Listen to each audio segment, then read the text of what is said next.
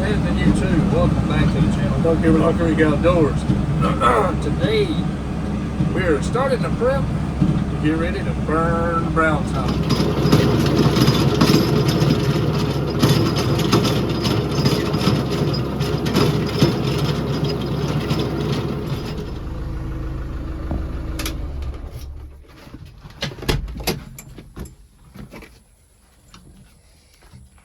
Guys, I'll show you all here in a minute, but that tilled up some pretty dirt, and a dove bird likes some loose dirt. And basically what we're doing is just, like I said earlier, we're just doing some cleaning up, some prep work, basically for this weekend. This weekend's kind of going to be burning the brown top along this section. And I'll go over it real quick. What we're doing here, this is basically just the safety protocol. We light this thing up just to make sure that it can't run anywhere we don't want it to. So we've got all the brown top down in here. It's flanked with the driveway. I've got some green centipede we keep down the driveway. That should stop it that way. And I've got a dirt barrier right here because I don't want it getting into this brown top yet. This brown top still got a little bit of growing on it. It's gonna get harvested in just a little bit. It's in sequence. Well, that should be safe now to burn between that dirt edge. We got a dirt edge around the little wood lot right here, and then this dirt lot coming down through here all the way back to the tractor. What I was talking about earlier in succession, planting, harvesting in succession, if that's the word you want to use, in sequence, whatever, so that your fields can last throughout the seasons. Here in South Carolina, we get 3 seasons. We get an early season, we get a mid-season, and then we get a late season. Late season, usually not enough birds in the area. First season, normally pretty decent. And mid-season, depending on the temperatures and the bird's flight path, can be really, really fun. The temperatures start to cool off some. You don't have these gnats to deal with all the time, but it becomes really fun. What I was talking about succession, and that's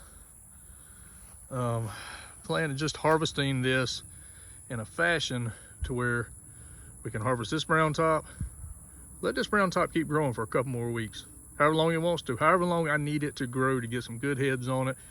If we don't have any birds in the area, I can hang on to it for even longer to give food down the road closer to the next season. And as you move across over into here, you got the center clean row. We've got some corn down this row right in here that I've already started harvesting, and this will go in the first season. It's set up just to harvest for the first season. Now, as we make it over here a little bit further, and see a lot of this in here, a lot of this is that weed brown top, that voluntary brown top that grows out here just because we planted it so much. I leave that, and you can see I've got it sprayed. Chemical wise, it's burned off, and I may come in here and bush hog some of this, clean it up, may not. Ground's pretty open, and if you can see down in here, oh my goodness, the seed down on the ground, can you see that right in there? It's dropping the seed, and the birds like that because they can get in there, they're protected, and they can feed. Back to what I was showing you. Over here's the first row that we were going to get rid of. Then we got the clean plow road just for dirt, dusting, nibbling on gravel, whatever it may be. Then I came in this next patch of corn, and I took out 2 rows here, and it ground up.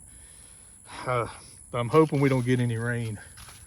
If we don't get any rain, this seed here will stay on the ground for a while, give them a lot of food to eat for right now.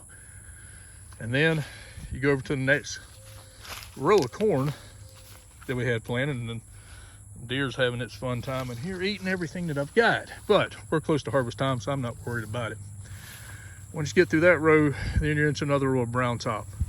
I've got it chemically burnt, and in a week's time it should be dying off, so I should be able to harvest it right that last week right before season. Drop a lot of seed on the ground the last second, and that'll basically save me from having to harvest any more of this corn. I want to save as much of this corn for that second and possibly third season that I can. So what I've got is that millet row, and then you come on over, and then we have another beautiful stand of millet all the way down through here. Both of these will be harvested, like I say, right that day or two before. I think season comes in on that Monday. We'll probably cut this Saturday. Well, that's what I'm talking about, harvesting in a timely fashion so you can stretch your seed out. With this corn, let me turn around. With this corn all back in here, all these different rows of corn, the more I can save it, the longer I can make this field last and have seed in it for the upcoming season, so it won't be just a one and done thing. For main reason, I like to shoot doves. Secondly, like right now, we've got a handful of birds in here. My brother's field is that direction, right across this little hedgerow. He's got a field down here, and we got this one. And we've probably got 25, 30 birds roaming in the area right this moment. And we'll shoot opening day. But if the birds don't show up, a wave of birds don't come in, I can hold all this seed for the following weekend. Maybe they'll come in. Maybe the temperatures will drop off when we get some birds flying in. But that's the plan.